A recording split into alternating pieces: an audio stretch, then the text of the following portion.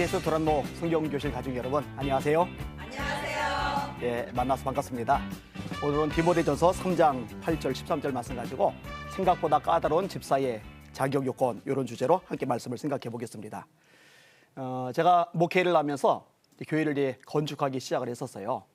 그런데 지하 1층, 지상 5층의 건물인데 2층 정도 짓다가 돈이 다 떨어졌어요. 그래서 이제 포대기를 덮어놓고 건축하지 못한 상태로 이제 지나가는데 사람들이 이제 고기를 이렇게 갸웃갸웃하는 거죠. 이 뭐냐, 이 흉물처럼 이제 돼가고 요 타이밍에 저한테 한 가지 제안이 들어왔어요. 어떤 분이 외국에서 공부를 하고 박사학위 받아 들어왔는데 기독교 대학에 임용원서를 냈다는 거예요. 근데 이제 세례 증서가 필요하다는 거예요. 저한테 세례 증서를 만들어 달라는 건데 그냥 거짓으로 하나 만들어 달라는 거예요. 그 어머니가 한 300억대 부자시라는데 세례 증서만 그렇게 만들어주면 몇 억 정도 건축 공급하는 건 아무것도 아니라고 저 이제 얘기가 들어온 거예요. 제가 생각할 때 이거는 이제 마귀의 유혹이죠. 근데 마귀가요, 참 타이밍을 잘 노립니다. 예수님이 40일간 금식 기도하시고 배가 고플 때 돌로 떡 만들어 먹으라 하죠. 사실 뭐 삼겹살 구워 먹고 밥볶아 먹고 가도 간식으로 후식으로 과일까지 먹고 이제 한 입만 더 먹으면 나올 지경일 때 소 등심 굽는 냄새 유혹이 안 되거든요. 근데 배가 너무 고프면 김치찌개 냄새만 맡아도 정신을 못 차리거든요. 이 타이밍이 참 중요한 거잖아요. 마귀가 그걸 잘 노리는 거예요. 제가 전화 통화를 하면서 그랬어요. 그거는 안 되고 제가 말씀으로 양육을 시키겠다고. 그래서 구원의 확실히 명확하면은 세례를 주고 그다음에 세례 증서를 만들어서 보내줄 테니까 그걸 임용원서로 쓰라고. 만약에 말씀을 배우는 시간이 너무 기는 게 어렵다면은 단기간 내에 내가 집중적으로 가서 가르쳐 주겠다고 이렇게 말씀을 드렸거든요. 시간이 조금 지난 다음에 전화가 왔는데 다른 분에게 받았대요. 뭐 그렇다고 해서 교회 건축이 중단되고 뭐 엉망이 되느냐, 그건 아니에요. 하나님이 또 다른 방법으로 길을 열어 주시니까요. 근데 아무튼 세례는 아무나 주면 안 돼요. 쉽게 베풀어 주면 안 돼요. 구원의 확실히 명확한 사람, 예수님을 인생의 구주로 영접한 사람, 거듭난 사람이 세례를 받아야 되는 거거든요. 예, 아무나 그냥 무조건 세례를 주는 것, 이것은 이제 교회를 약하게 만드는 참 안 좋은 습성이라고 생각이 되어집니다. 세례뿐이 아니에요. 사실은 직분을 주는 건 역시도 아무나 주면 안 돼요. 아주 신중하게 자격 요건이 될 때 줘야 됩니다. 근데 어떻게 보면은 지금요, 집사든 권사든 장로든 이 직분을 주는 게 굉장히 좀 이렇게 가벼워졌다는 느낌을 받을 때가 많아요. 사회적인 지위를 보든지 아니면 돈이 얼마나 있는지를 보든지 아니면 학력 수준을 보든지 교회 내에서 영향력을 보든지 이런 것들을 보는 경우가 없지 않아 있거든요. 그러다 보니까 이제 어려움도 문제도 생길 수밖에 없는 거죠. 제가 실제 만난 분은 아닌데 책을 통해서 요 정도 집사님이라면 참 괜찮겠다 생각했던 분이 있어요. 이 김길복 집사님이라는 분인데 천국 혼자 갈 수 없잖아요라는 책 제가 재미있게 읽었거든요. 이분이 이제 세대기일 때 얘기가 굉장히 재밌어요. 사실 아가씨 때 믿음은 검증이 된 게 아니죠. 시집을 가야 진짜 믿음이 좋은지 아닌지가 드러나요. 여자는 시집을 가면 새로운 세계가 하나 생긴다고 그러잖아요. 시월드. 시아버지, 시어머니, 시동생, 시아주머니 이런 식으로 해서 새로운 세계 시월드. 이 세계는 여자들한테 힘든 모양이더라고요. 제 아내도 역시 마찬가지고. 그런데 이분은 결혼해서 남편도 있고 시댁 식구들도 있고 또 이전보다 이제 집안 보살피는 중압감도 많은데 이전처럼 예배에 열심을 내고 기도에 열심을 내고 봉사에 열심을 내고 이게 이제 검증이 된 분이죠. 이분이 어느 날 저 부천 쪽에 한 교회가 월세를 못 낸다는 소식을 들었어요. 속이 상한 거예요. 그래서 거기에서 중보 기도를 해요. 하나님, 거기가 월세를 못 낸다요. 도와주세요. 근데 성령님께서 뭐라고 감동하시냐면은 네가 그 교회 가서 전도해줘라. 우리 교회에서 전도하는 것도 쉽지 않은데 남의 교회까지 가서 전도해주는 거는 정말 쉽지 않거든요. 부담되는 일이거든요. 근데 이분이 훈련이 잘 됐어요. 그 말에 순종하는 거예요. 보통 사람들은 기도하는데 감동이 와요. 그 감동이 좋은 감동이다. 내가 축복해주마. 길을 열어주마. 자녀들 앞길 책임져주마. 내가 이번에 사업 시작하는 거 잘 되게 해주마. 그러면 아멘으로 받지만 이제 굉장히 부담되는 감동이 오면은 감동이 오는 순간 털어버리거든요, 이제. 왜냐면 불편하니까. 근데 이 세댁은 훈련이 잘 된 거예요. 감동대로 그 교회를 찾아가요. 전도지 주세요. 전도지 아직 못 만들었어요. 그럼 주보 주세요. 그래서 40장 주보 받아서 눈물 콧물 쏟으며 기도를 한 거예요. 하나님, 제가 분연자 광장 가서 전도할 텐데요.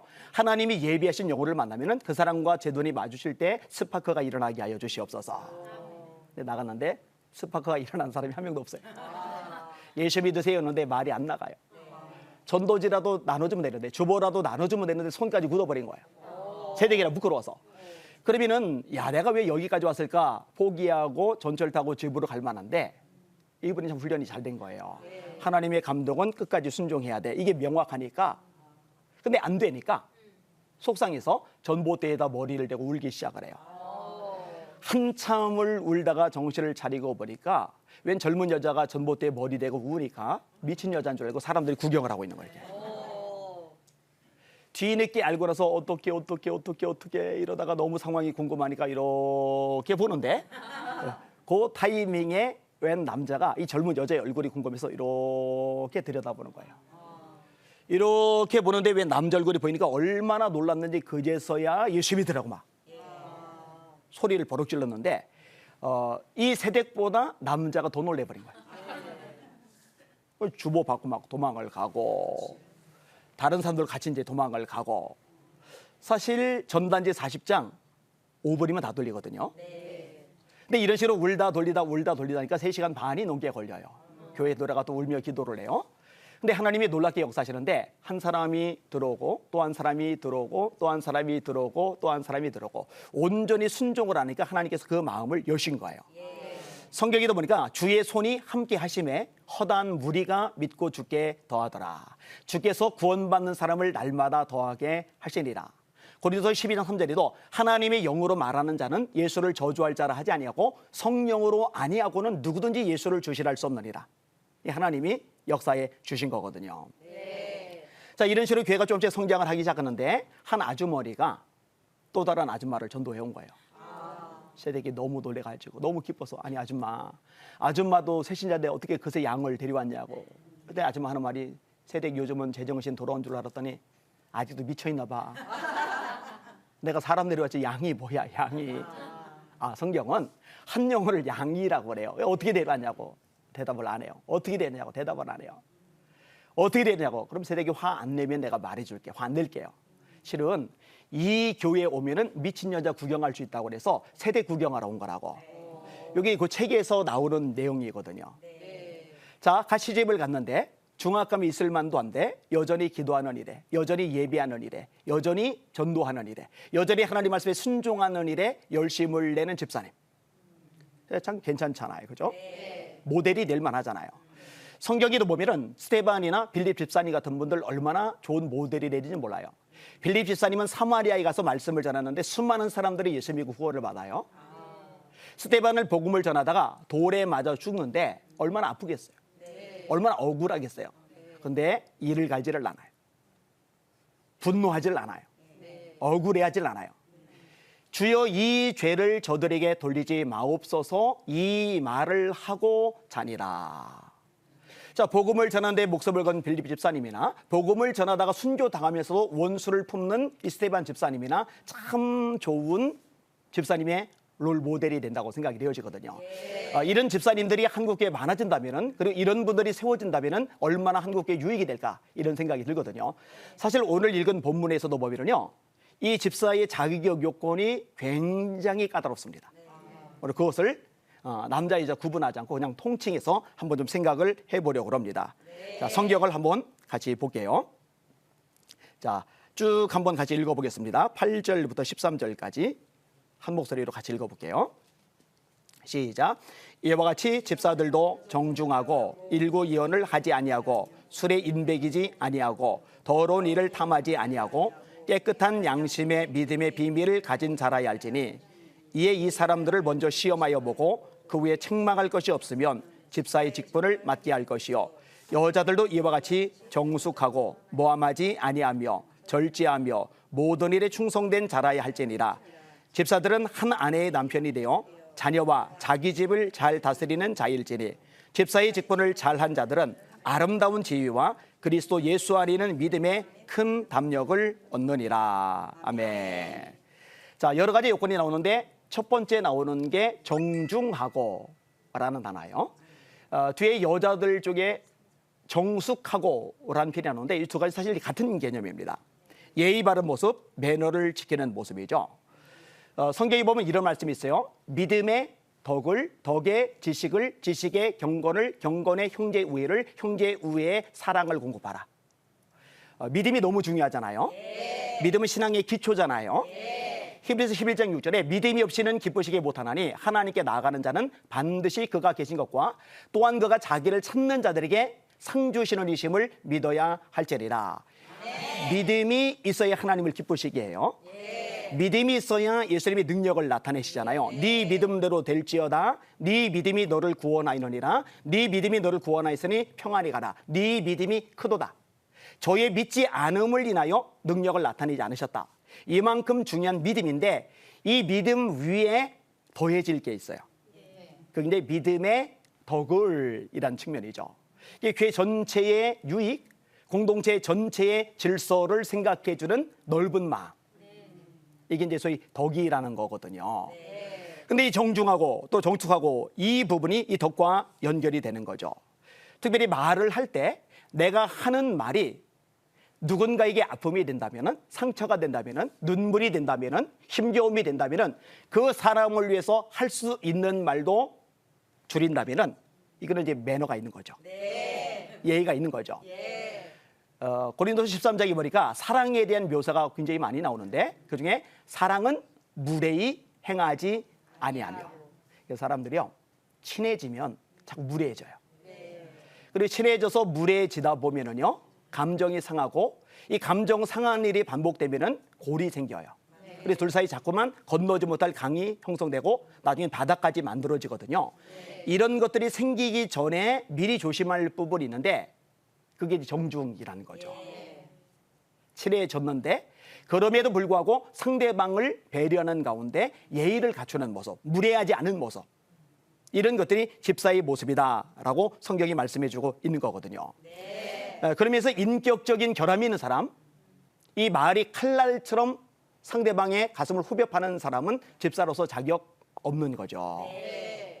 그다음에 두 번째 나오는 항목은 일구이연을 하지 아니하고라고 돼 있어요. 일구이연, 한 입으로 두 말하는 거, 아니면 한 입으로 같은 말이 아니라 또 다른 말이 나오는 것, 이런 것들을 이야기하는 거거든요. 일단 하나님이 한 입으로 두 말하는 거 별로 안 좋아하세요. 하나님의 산에 오를 자가 누구냐라고 이야기를 끄집어내면서 그 중에 한 대목이 서원한 것은 마음에 해로울지라도 변하지 아니하며. 하나님께 이제 약속을 했어요. 내가 이렇게 할게요 하나님. 그러나 하나님 도와주세요. 그런데 하나님 막상 해주고 나니까 마음이 바뀐 거예요. 그래서 안 하는 거예요. 이거는 이제 바람직하지 않은 모습이거든요. 에서가 야곱을 죽이려고 들어요. 야곱이 에서를 피해서 도망을 가요. 부잣집 아들 레미가 베델 광야에서 맨 땅에 바람 덮고 자요. 얼마나 추웠을까요? 광야가 밤에 추우니까 입 돌아가요. 푹신푹신한 베개가 아니라 돌베개를 베고 자요. 눈물 흘리며 잤을 거예요. 웅크리고 잤을 거예요. 근데 이렇게 잠 속에 꿈을 꾸는데 사다리가 하늘 끝까지 닿았어요. 천사들이 오르락 내리락 해요. 그리고 이제 하나님께서 말씀하시는데 네가 무사히 돌아올 때까지 내가 너를 떠나지 않겠다. 이때 야곱이 일어나 베고 자던 돌을 세워놓고 휴대용 기름을 부어서 예배를 드려요. 그리고 하나님께 세 가지 소원기도를 드려요. 하나님 무사히 돌아오게 해주시면 하나님이 나의 하나님이 되실 것입니다. 제가 소득의 11조를 드릴 것입니다. 이곳에 성소를 세우겠습니다. 20년간 고생을 해요. 라반을 피해 도망을 갔더니 3일 만에 알게 된 라반이 7일 동안 쫓아와서 야곱에게 맞닥뜨려요. 이제 야곱이 죽은 목숨이래요.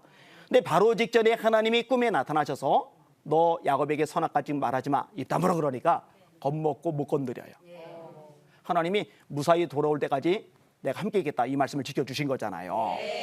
자, 이제 라반을 피해서 오는데 이번에는 에서가 400명 건드리고 죽인다고 쫓아와요.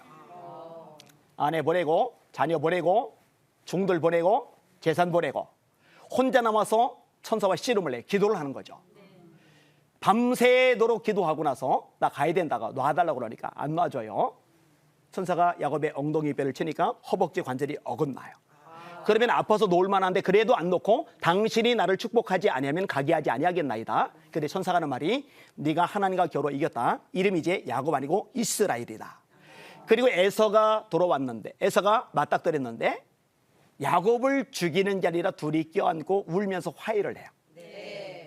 20년 동안이나 변하지 않던 에서의 마음을 야곱의 기도를 듣고 하나님이 들어주신 거죠. 그리고 엄밀히 말하면 20년 전에 하나님이 베델 광야에서 약속하시는 말씀을 털끝도 어기지 않고 하나님이 다 이루시는 거죠.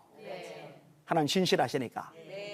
그러면 야곱이 하나님께 약속한 대로 베델로 가야 돼요. 근데 베델로 안 가요. 세겜에 머물러 있어요.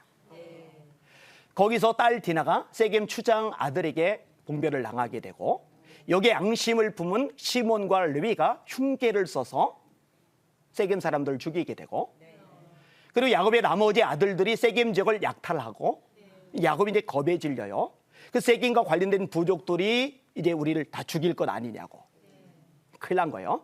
이때 하나님이 말씀하세요. 너 베델로 올라가라. 다시 말해서 야곱이 하나님께 약속을 했던 것, 입으로 끄집어냈던 것에 대해서 지키라고 하나님이 지금 요구를 하고 계시는 거거든요. 지켰더라면 참 좋았을 텐데. 그죠? 근데 사실 쉬운 부분만은 아니에요. 우리들도 그래서 하나님, 제가 전도하는데 열심을 낼게요. 제가 새벽을 깨워 기도할게요. 제가 하나님 앞에 내 삶을 쏟아부을게요. 하나님 내게 물질 주시면 이 물질 가지고 복음 전하는 일에, 선교하는 일에, 그 다음에 구제하는 일에 쏟아부을게요. 근데 막상 말이 이렇게 달라질 때가 많거든요. 이게는 이제 바람직하지 않은 거예요. 사람과 사람 사이에서도 마찬가지예요. 여러분에게 누군가 찾아와서 집사님, 나는 집사님 우리 교회에서 제일 좋아. 집사님 우리 교회 믿음 대장. 나는 집사님 롤모델로 삼고 있어. 이렇게 말해놓고 딴 사람한테 가서 그 집사 짜증나. 난 그 집사 우리 교회에서 나갔으면 좋겠어. 이럴 수 있거든요. 그리고 생각보다 이런 사람 많거든요. 이 말이 일관성을 지녀야 되는데 사람에 따라서 말의 내용이 달라지는 거예요. 이러면은 안 된다는 거예요. 일구이연을 하지 않아야 된다는 거죠. 이렇게 따지면은 교회 안에서 자격 미달인 분들이 꽤 많을 것 같아요. 그죠? 자, 그다음에 어떤 것이 나와요? 술에 인박이지 아니하고. 이게 술에 쩔어 사는 사람, 알코올 중독이 있는 사람, 술을 즐겨하는 사람은 집사로서의 자격이 없다라고 오늘 본문에 이야기를 해주고 있어요. 청년 하나가 다른 청년 보고 뭐라고 해요? 왜 뭐라고 하나 했더니 같이 술자리에서 술 마시려는데 안 마신다고. 근데 본인도 교회를 가면서 예배를 드리면서 예배를 드리면서 교회를 다니면서 본인은 마시는데 같이 교회를 다니는데 그 친구가 안 마시니까 오히려 거기를 이렇게 공박을 주는 이런 일들. 참 가슴 아픈 일이죠. 이 술은요, 우리 마음을 둔하게 만들죠. 누가복음 21장 34절에 주님이 이렇게 말씀하세요. 방탕함과 술 취함과 생활의 염려로 마음이 둔하여지고 뜻밖의 그날이 덫과 같이 너에게 임하리라. 그래서 그날은 예수님이 재림하시는 날인데 뜻밖의 덫과 같이 임한다. 동물들이 열심히 숲을 뛰어돌다가 덫에 걸리면 비명을 질러야 돼요. 다리가 상처를 입어요. 잘라야 돼요. 썩어가요. 그게 이제 덫이에요, 덫. 예수님이 다시 오시는 날이 이 덫처럼 두렵고 무서운 날이 될 수 있는 가능성이 뭐냐? 마음이 둔해지는 거. 근데 이 마음을 둔해지게 만드는 요인 중에 하나가 술 취함이라고 성경은 우리에게 약속해주고 있거든요. 말씀해주고 있거든요. 창세기 6장에 보면은요, 노아에 대해서 세 가지로 묘사해요. 노아는 의인이다. 당세의 완전한 자다. 하나님과 동행하였다. 뭐 최고의 칭찬, 최고의 묘사죠. 자, 이렇게 대단한 노아가 홍수 후에 포도주를 마시고 취해요. 벌거벗고 잠이 들어요. 함이 봐요. 살짝 안 보고 덮어줬으면 좋았을 텐데 야벳에게 셈에게 이야기를 끄집어내요. 떠버린 거죠. 야벳과 셈이 아버지 벌거벗으면서 안 보려고 뒷걸음질 쳐 들어가서 아버지를 살짝 덮어드려요. 노아가 깬 다음에 알아요. 자기가 실수해놓고 함의 아들인 가나안을 저주하는데 그 형제들의 종이 되기를 원한다고 저주하는 대목이 나와요. 자, 당세의 완전한 자다, 의인이다, 하나님과 동행했다, 이렇게 최고의 칭찬을 듣는 노아조차도 술에 취하니까 엉망진창이 되어버리는 거예요. 이 통제력을 잃어버리게 만드는 거죠. 그렇기 때문에 술을 가까이 안 해야 된다고 이야기를 끄집어내는 거예요. 제가 중1 때 목사님이 얘기했다고 결심을 하고 나서 한 번도 바뀐 적이 없어요. 지금까지 달려서 왔어요. 그러다 보니까 뭐 나이트클럽 같은 데도 가본 적이 없고 술 마시러도 이제 가본 적이 없고, 근데 이제 뒤늦게 좀 궁금한 거예요. 특별히 술 취했을 때 느낌, 기분이 어떤 걸까? 이게 이제 궁금해요. 그래서 취했다고 하는 사람들에게 물어본 적은 있는데 남의 이야기를 통해 듣는 것하고 제가 경험한 건 다르잖아요. 그래서 딱 한 번만 경험해 봤으면 좋겠다. 그래서 제가 어떤 생각을 해봤냐면은 집 걸어 잠그고 집에서 한번 진탕 마셔볼까. 근데 실체를 못한 이유가 있어요. 취하는 순간 이성을 잃고 문 열고 제가 뛰쳐나올 수가 있거든요. 그럼 이제 목회 끝나는 거예요. 아무튼 궁금하기는 한데 해보지는 않을 생각입니다. 그다음에 네 번째 항목이 뭐냐? 더러운 일을 탐하지 아니하고. 이 더러운 일을 탐한다, 이 물질적인 욕심, 탐욕이죠. 정당하지 않은 방식으로 돈을 버는 거죠. 혹시 여러분들 로또 사봤어요? 네. 그래도 굉장히 솔직들 하시네요. 몇몇 분들 사셨는데 좀 대봤어요? 5,000원짜리 대봤어요? 예. 원래 뭐 부부 사이가 로또라면서요. 잘 안 맞아서. 예. 이 로또 앞으로는 하지 마세요. 예. 정당한 방법으로 돈을 것은 아닌가. 뇌물을 받는 것도 역시 마찬가지거든요. 그 다음에 그 외에 욕심을 부리는 것, 이 부분에 대해서도 조심할 필요가 있어요. 성경은 이 부분을 명확히 말씀합니다. 돈을 사랑함이 일만하게 뿌리가 되나니 이것을 사모하는 사람들이 미혹을 받아 믿음에서 떠나 많은 근심으로서 자기를 찔렀도다.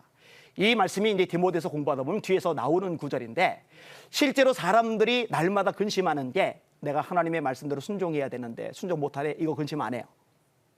내가 전도해야 되는데, 영혼을 살려야 되는데 내가 올해 영혼고를 별로 못했네, 이거 근심 많이 안 해요. 내가 깨어 기도해야 되는데 정말 1시간, 2시간, 3시간, 4시간 기도에 목숨을 걸어야 되는데 내가 기도 시간이 너무 모자라네, 이거 사실 별로 근심 안 해요. 대다수의 사람들이 근심하는 거는요, 결국 돈이에요. 돈. 많은 근심으로서 자기를 찔렀도다. 이게 이제 돈을 사랑하는 데서 나오는 파생적인 모습이거든요. 예수님은 마태복음 6장에 이렇게 말씀하세요. 너희는 목숨을 위하여 무엇을 먹을까? 무엇을 마실까? 몸을 위하여 무엇을 입을까? 염려하지 말라. 이는 다 이방 사람들이 구하는 것이요, 너희 천부께서는, 하늘 아버지께서는 너에게 있어야 할 것을 다 아시느니라. 너희는 먼저 그의 나라와 그의 의를 구하라. 그리하면 이 모든 것을 너에게 더하시리라. 이 말씀에 순종하는 저와 여러분이 되면 참 좋을 것 같습니다. 성경에 보면요, 이 물질적인 욕심, 탐욕 때문에 망가진 사람들이 많아요. 열왕기하 5장에 보니까 나아만이 아람의 군대 장관인데 문둥병이 걸렸어요. 잡혀온 히브리 여인 중에 한 명이 내 주인이 이스라엘 선지자 앞에 섰으면 좋았을 텐데 이야기를 끄집어내니까 왕에게 허락을 받아서 엄청난 재산을 가지고 이스라엘 왕을 찾아갑니다. 내 병 고쳐주세요.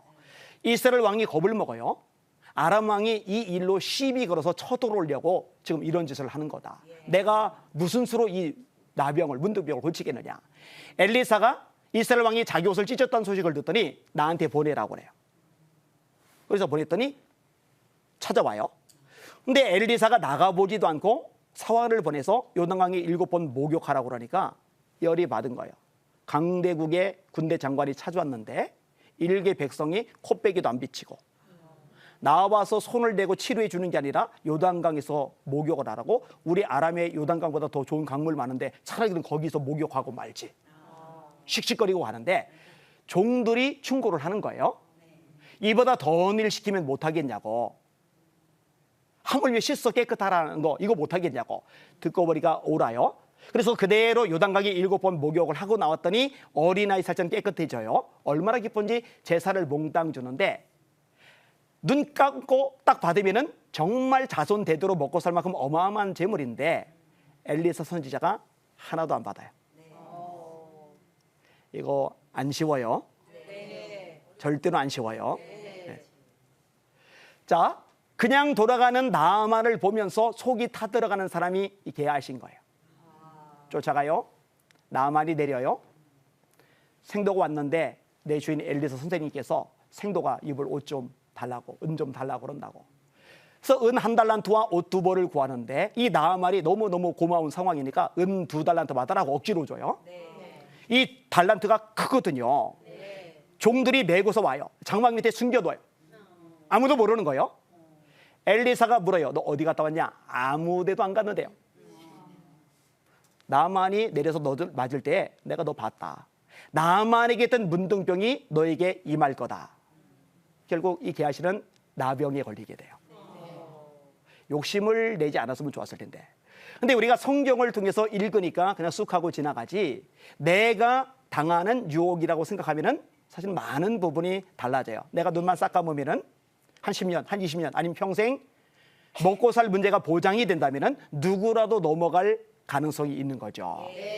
그래서 예수님은 너희가 하나님과 바알을 겸하여 섬길 수 없다. 하나님과 아세라를 겸하여 섬길 수 없다. 하나님과 제우스를, 하나님과 포세이돈을, 헤라를 겸하여 섬길 수 없다. 이렇게 말씀을 안 하세요. 왜냐하면 사람이 진짜 우상이 뭔지를 아시니까 너희가 하나님과 재물을 겸하여 섬길 수 없다.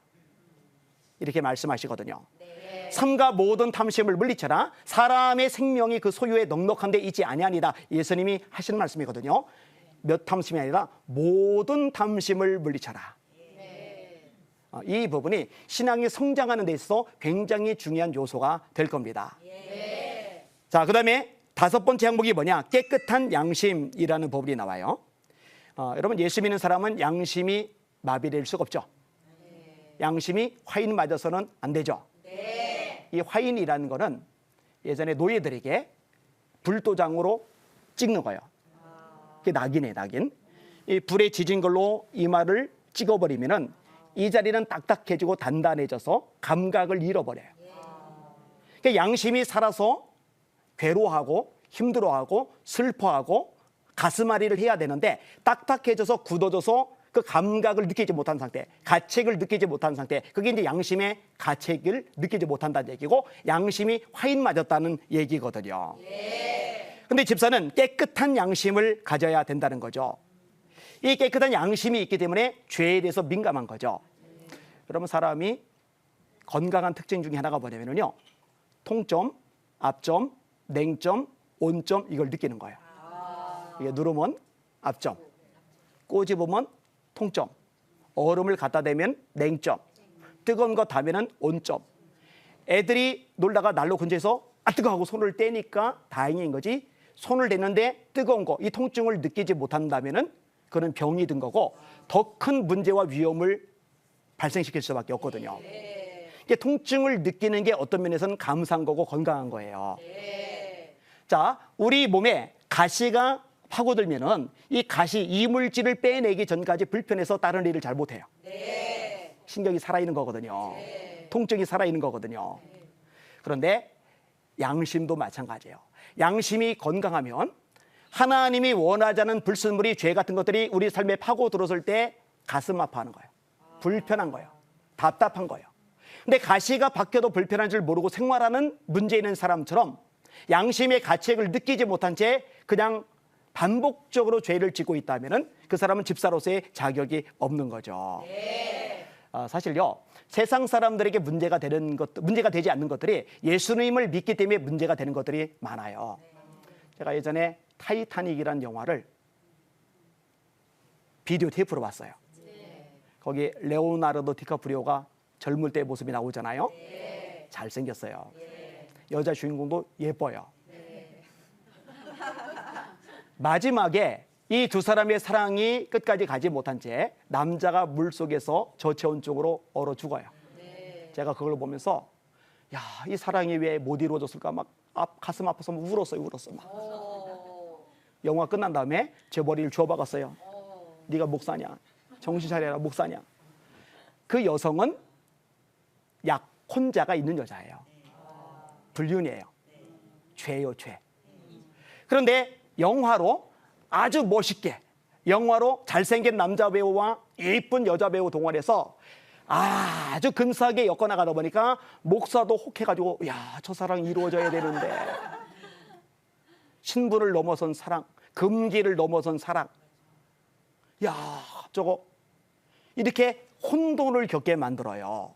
이런 세상에 살아가면서 그런 죄악의 영향을 받아서 휩쓸리지 않고 똑같이 죄를 짓지 않고 하나님의 말씀을 어기면서 흐느적거리지 않으려면은 깨끗한 양심을 가지고 있어야 되는 거죠.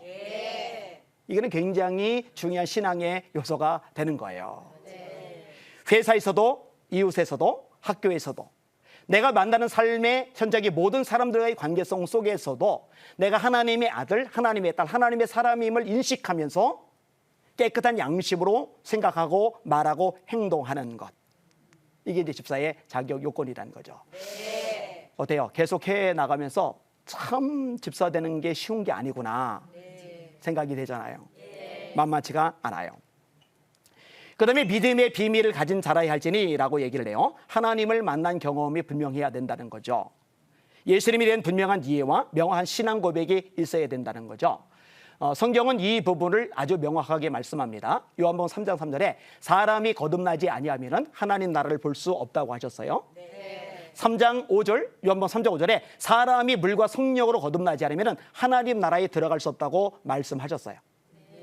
그러니까 신앙생활을 오래 해도, 직분을 받아도, 헌금을 해도, 봉사를 해도 남들에게 칭찬받는 사람이라고 할지라도 거듭나지 못하면 구원받지 못하는 거예요. 예수님이 누군지를 명확하게 아는 것, 이게 중요한 거죠. 요한복음 17장에 보면은 영생은 곧 유일하신 참 하나님과 그가 보내신 자 예수 그리스도를 아는 것입니다. 예수님이 누군지를 알아야 되죠. 마태복음 16장에 보니까 예수님이 물어요. 사람들이 나를 누구라고 하느냐? 예, 선지자라고 합니다. 예레미야라고 합니다. 세례 요한이라고 합니다. 너희들은 나를 누구라고 하느냐? 베드로가 대답합니다. 주는 그리스도시요 살아계신 하나님의 아들입니다. 예수님이 누군지를 아는 거죠. 저는 그리스도시요 살아계신 하나님의 아들입니다. 예수님이 굉장히 기뻐하세요. 바요나 시모나 보기도다. 이것을 알게 하니는 혈육이 아니요 하늘에 계신 내 아버지라. 내가 이 반석 위에 교회를 세우리니 음부의 권세가 이기지 못하리라. 내가 너에게 천국 열쇠를 준다. 제가 제 집 열쇠를 드리면 여러분 제 집 안에 들어올 수가 있어요. 제가 제 자동차 키를 여러분에게 드리면 여러분 제 자동차 안에 들어갈 수가 있어요. 천국 열쇠를 주신다라는 얘기는 천국에 들어갈 자격을 주신다는 거예요. 예수님이 누군지를 알고 제대로 고백할 때 예수님이 그 천국 열쇠를 주신다고 말씀하는 거거든요. 예수님이 누군지를 명확히 아는 것, 이 거듭나는 것, 이게 이제 믿음의 비밀이거든요. 이것이 명확해야 한다라고 말씀하는 겁니다. 7번째 항목은 모함하지 아니하며, 모함하지 아니하며, 입을 조심하는 거죠. 마귀의 특징이 참소입니다. 하나님이 마귀 보고 욥을 칭찬하세요. 내 종 욥을 유의하여 보았느냐? 이처럼 악에서 떠난 자가 없다. 이처럼 순전한 자가 없다. 그러면은 진짜 그러네요 하고 인정을 하면 되는데 마귀는 본성상 그걸 못해요. 하나님이 복 주셔서 그래요. 그거 다 걷어가 보세요. 그러면은 하나님 욕할 겁니다. 10명의 아들, 딸이 동시에 죽어요. 수많은 재산이 동시에 날아가요.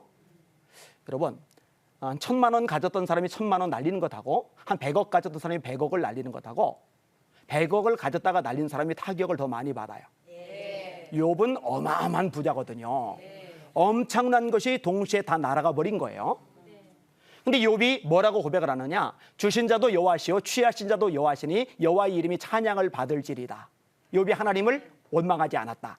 이게 욥기의 고백하는 표현이거든요. 이 정도쯤 되면은 이제 마귀도 인정을 해야 되는데 마귀는 본성상 인정을 못 해요. 남 잘하는 꼴을 못 봐요. 남 칭찬을 절대 못 해요. 하나님, 이번에는 몸을 쳐보세요. 하나님 원망할 겁니다. 머리끝부터 발끝까지 악성 종양이 나게 하세요.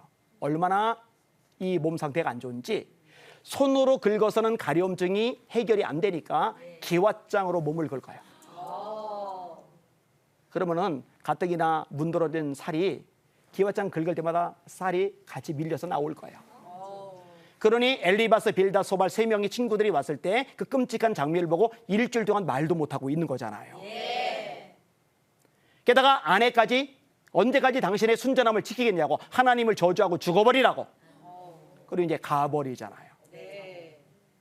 자, 이렇게 참소하는 게 마귀예요, 마귀. 우리는 격려하고 칭찬하고 사랑하고 축복하고 세워주는 것을 기뻐하는 예수님의 제자들이지 마귀의 제자들은 아니란 말이에요. 그러면은 참소하는 것, 모함하는 것 그만두고 칭찬하고 격려하고 축복하고 세워주는 걸 해야 되겠죠.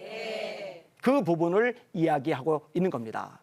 근데 생각보다요, 모함하는 일들이 많아요. 목사님이 누군가 좀 더 칭찬해주고 잘해주는 것 같은 생각이 들면 실제로 그런 게 아니라 생각이 들면 그러면은 보기 싫어요. 그러면 그 다음에 긁어요. 흠집을 내요. 수근거려요. 이게 다 모함에 해당되는 거예요. 자, 누군가가 새로 교회를 왔어요. 열심을 내는 거예요. 봉사하는 거예요. 충성하는 거예요. 그래서 성도들에게 인정을 받아요. 그러면은 주도권이 거기로 가는 것 같아서 씁쓸한 마음이 들면서 뒤에서 흠집을 내는 사람들이 생길 수가 있어요. 그게 모함이죠, 모함. 집사는 그런 모함하는 태도가, 그런 마음가짐이 있으면은 자격이 안 된다고 성경이 가르쳐주고 있는 거거든요. 하나님의 말씀 가운데 이런 말씀이 있어요. 허물을 덮어주는 자는 사랑을 구하는 자요, 그것을 거듭 말하는 자는 친한 벗을 이간하는 자니라. 자, 누군가의 허물을 봤어요. 약점을 봤어요. 실수를 봤어요. 죄에 넘어지고 무너진 모습을 봤어요. 그러면은 자신만 알고 입을 다문다. 그러면은 성경이 말씀하는 거죠. 그 사람은 사랑을 구하는 자다. 반면에 그것을 거듭 말하는 사람, 마치 위하는 것처럼 아니면은 정보를 주는 것처럼 너만 알아. 그러면서 이야기를 끄집어 내주는 것, 이것은 이간하는 자리라. 성경이 그렇게 말씀하고 있어요. 이간은 마귀의 전문이거든요.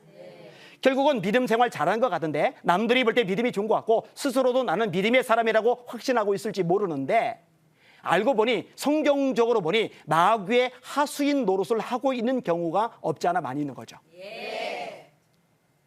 이 부분에 대해서 명확하게 경고를 하고 있는 겁니다. 수근수근하면 안 되는 거예요.